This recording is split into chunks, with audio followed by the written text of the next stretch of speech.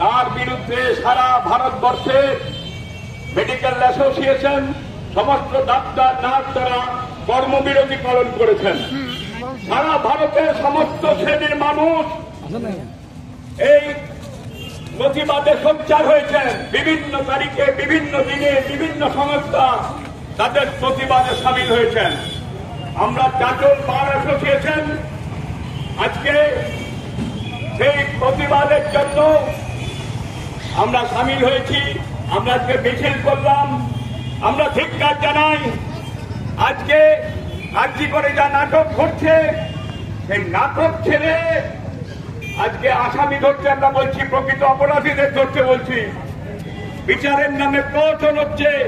7 দিন ধরে পুলিশ কোনো ইনভেস্টিগেশন করলো না, সমস্ত প্রমাণ লোপাট হলো। আপনার শুনলে চমকে যাবেন। Dead body